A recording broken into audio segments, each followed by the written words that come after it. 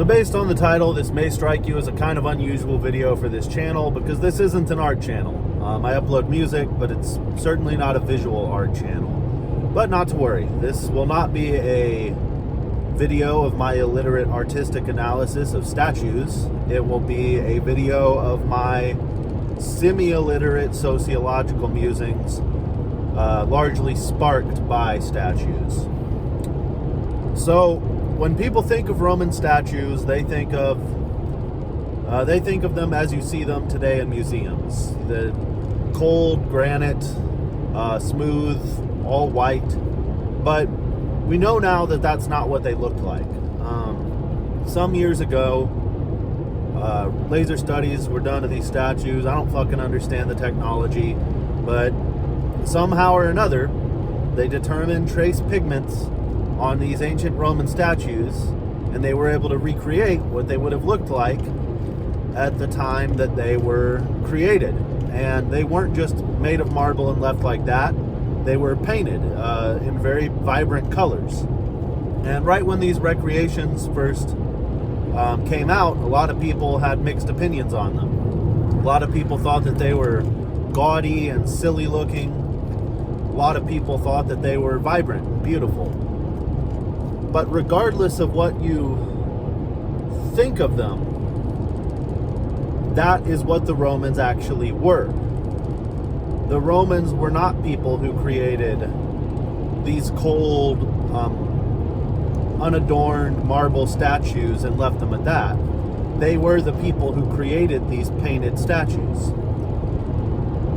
And that gets me thinking about the way we look at history, the way we look at the Romans as an example, more broadly.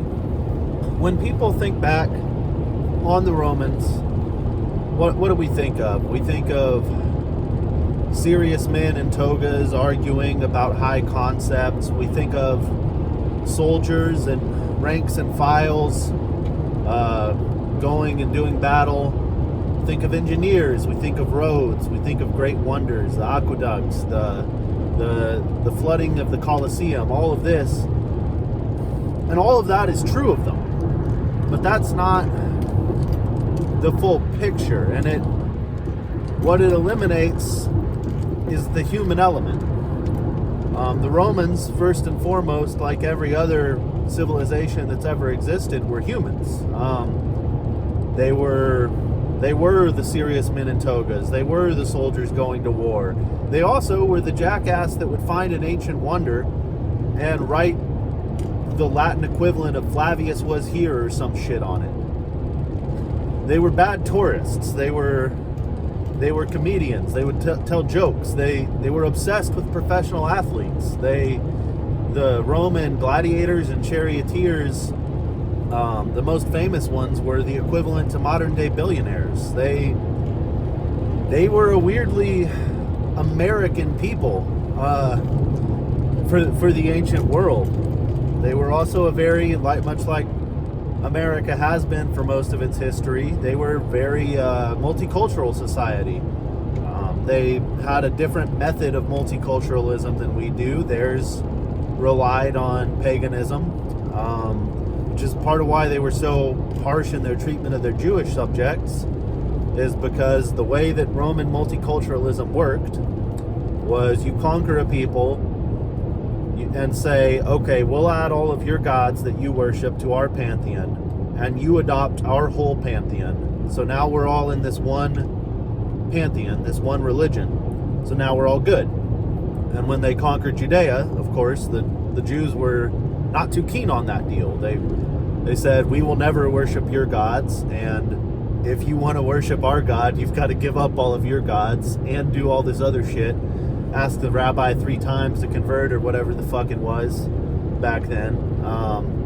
And that was this is kind of a tangent, but that was a hitch in Roman multiculturalism. That's part of why they mistreated the Jews so badly, was because there wasn't really a way for them to fit into the Roman model of multiculturalism. But other than that instance, the Romans were a very multicultural society. They were there were also a lot of bad things about them. They were a murderous, expansionistic society. They were a slaver society. Although with Roman slavery, at least with Roman slavery, your descendants would become free Roman citizens, unlike later slavery with the transcontinental slave trade. So that is a distinction there. But they still were slavers. And the Romans had all these facets, all these good and bad things, serious people, unserious people, people who gambled away their life savings on the chariot races, people who built empires, people who just lived normal fucking lives, normal fucking day-to-day lives. But in our recollection of these people, we erase all that, and they're distilled down to these very dramatic, very serious moments. And I think that's part of a lot of the negative reaction that those statues received, because even if you think that they're vibrant and beautiful painted, you have to admit they're kind of campy. They don't look like the work of austere, serious people. They look like the work of a living civilization that had artists, that had people who wanted to decorate and make things look vibrant and fancy and what have you. And so I look at that mismatch in our cultural memory, and then I look at the modern reactionary politics that has become associated with people using the classic image of the Roman statue as profile images, right? And it all makes a lot of sense. Look at these cold reactionary politics, people who want everything to be so serious, so austere, people who get mad. Just recently have been getting mad over a video of women dancing, saying they choose like poverty over women getting to dance and be silly. And then you look at the way that they view the world, and that makes a lot of sense. That they are so beholden to the bare marble statue image. Because what they want, they say they want to return to the past, but they don't.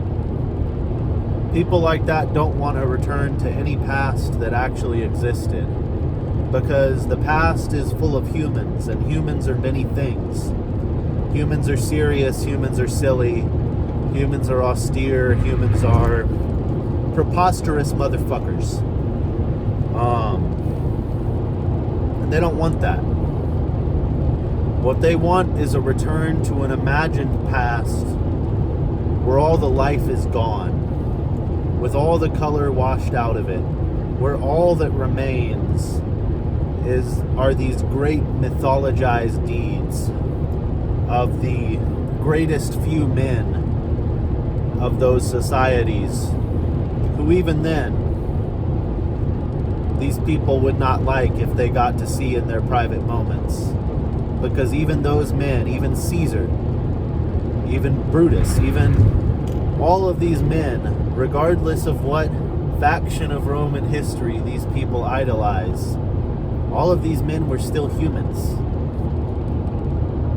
This Roman statue PFP ideology that we see in the modern, overly online era is a deeply anti-human ideology. It is one that seeks to erase the color of life, grind everyone down into some imagined ideal that has never existed and that never will exist. So, regardless of what you think of the aesthetics, bare statue or painted, I think there's a pretty clear answer on what kind of society we want to be. The ones who make the bear statues, or the ones who paint them up ridiculous colors because it's fun. At least I know which society I would rather live in. That's all I have to say about that.